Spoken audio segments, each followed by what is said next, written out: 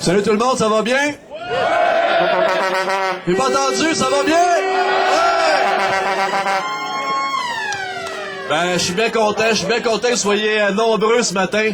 On a une belle visite puis des belles annonces qui vont se passer ce matin avec la gang d'Énergie électrique qui est en assemblée hier soir. Les gars d'Énergie électrique, depuis les premières minutes, vous vous souvenez comme moi, au moment où ils ont déclenché le lockout, ça a pris quelques secondes, on était connectés dans le poteau. Depuis ce moment-là, ben, les gestes de solidarité puis des démonstrations concrètes d'aide envers notre syndicat ont été faites. Qu'on parle de conférences, de brunch conférences, qu'on parle des publicités, qu'on parle justement que les gars sont venus nous remplacer ici, sur la ligne d'épiquetage, mettant même leur dossier disciplinaire, dans le fond, en danger. On sait qu'est-ce qui se passe aussi. Les gars d'Énergie électrique dénoncent aussi qu'est-ce qui se passe au niveau énergétique. Donc, sans plus attendre, j'aimerais ça aussi qu'on applaudisse les gars qui sont là aussi, parce qu'il y a beaucoup de monde d'Énergie électrique.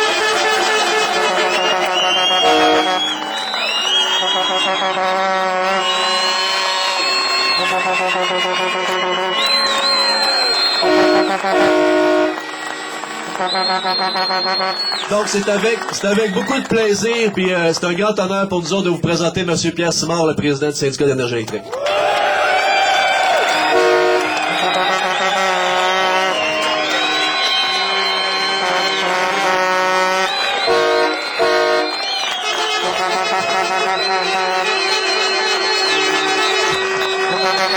Merci.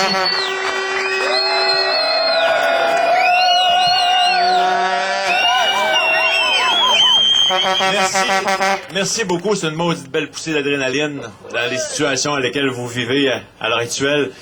Avant de débuter, je pense que ça serait important de souligner, dans le fond, la perte d'emploi de nos 160 collègues de l'usine Novelis qui ont perdu leur travail et qui ont été annoncés de façon sauvage. Je pense qu'on peut pas passer aux côtés une catastrophe, une tragédie comme celle-là. Donc, nos pensées vont aux travailleurs, travailleuses qui ont perdu leur travail tout dernièrement du côté de Novelis.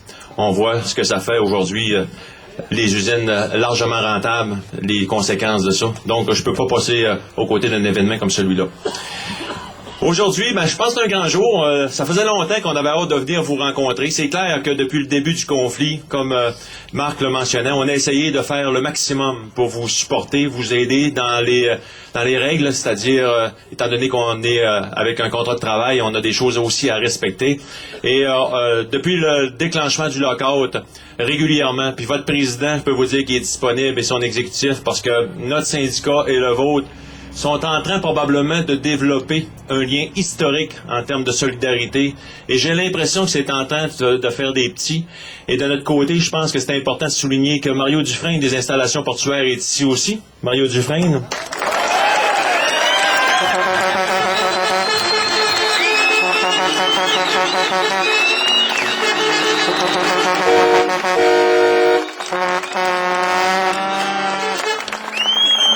Je disais tantôt qu'on est probablement de façon historique à développer une solidarité, je pense, qui risque d'être nécessaire dans les prochaines années.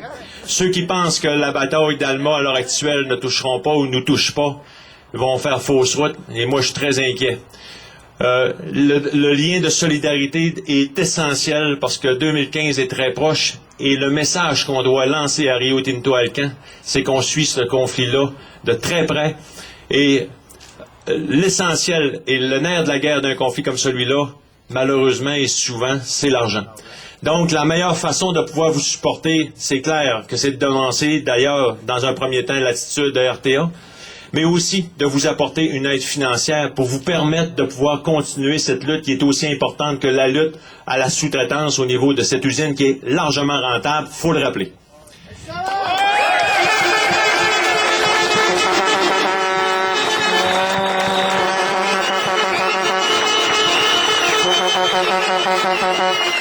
Ça a pris un petit peu de temps avant qu'on vienne vous voir. On venait vous voir, mais pour ce qui est de l'aspect aide financière, ça a pris un certain temps. Mais Comme je disais tantôt, votre exécutif et Marc sont disponibles. Il n'y a pas grand semaine où on ne s'est pas parlé. Je peux vous le dire, là, régulièrement, soit par email ou par téléphone. On se parle à toutes les semaines. Et d'un commun accord, on avait convenu ensemble d'une date stratégique. On attendait qu'il fasse beau pour venir annoncer. Parce qu'Énergie électrique, on est frileux. Fait que nous, on est dans nos bureaux. Fait qu'on a dit, nous autres, il faut qu'il fasse beau, il faut qu'il fasse soleil. On regardait le calendrier, puis on disait, tiens, ça serait une belle journée. Je te l'avais jamais dit, mais c'est pour ça. Mais on tenait à faire une annonce importante. Je sais que vous avez eu beaucoup d'appui dans les dernières semaines et les derniers mois. C'est clair que le lendemain du déclenchement de l'Accord, on aurait pu faire des annonces, aller en Assemblée générale, mais on sentait, via le comportement de RTA, que ce conflit-là allait durer probablement plusieurs semaines et peut-être plusieurs mois.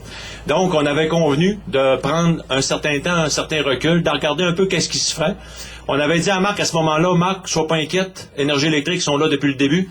T'as des cordes de bois qui sont dans la remise, il est sec, quand tu en auras besoin, tu viendras le chercher. Pour aujourd'hui, je pense que le bois, on le sort de la remise puis on vient te le livrer. On avait dit à l'Assemblée générale, aux travailleurs, puis je peux vous dire que les gars et les filles d'Énergie électrique, à plusieurs reprises, il n'y a pas une semaine, j'avais pas un téléphone. Quand est-ce qu'on va donner aux travailleurs d'Alma? Je l'invente pas, ils sont là ici aujourd'hui. À toutes les semaines, on avait des téléphones, mais on voulait encore une fois, comme je disais tantôt, juger à un moment opportun avec Marc une période propice à une annonce comme celle-là. C'est vrai que ça a été tard, c'est pour ça qu'à l'Assemblée générale d'hier, ce qu'on avait amené en proposition lors du conseil syndical de la semaine précédente, c'est une cotisation syndicale obligatoire de tous les travailleurs d'énergie électrique à partir, pour ça quand on disait tantôt que ça a pris un petit peu de temps, la proposition qui a été amendée lors du conseil syndical, c'est rétroactivement d'un mois à la date d'aujourd'hui. Donc, ce que les travailleurs d'énergie électrique ont décidé...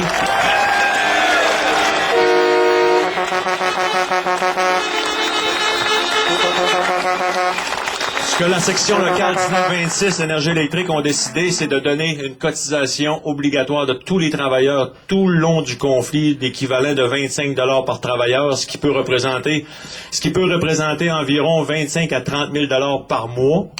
On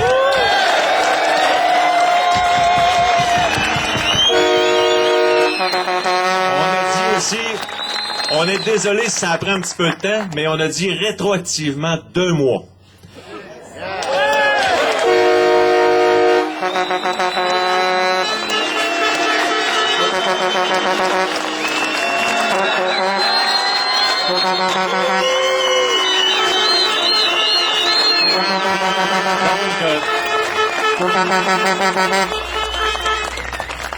Donc, ce qui a été décidé à ce moment-là au conseil syndical, c'était un 25 000 rétroactif d'un mois et la cotisation syndicale. Mais hier, en Assemblée générale, on a eu un amendement qui demandait, en plus du 25 000 qu'on donnait rétroactif et de la cotisation obligatoire, un autre 25 000 qui viendrait de notre fonds de défense professionnelle. Donc, ce qui fait un total de 50 000 en argent remis par mon trésorier.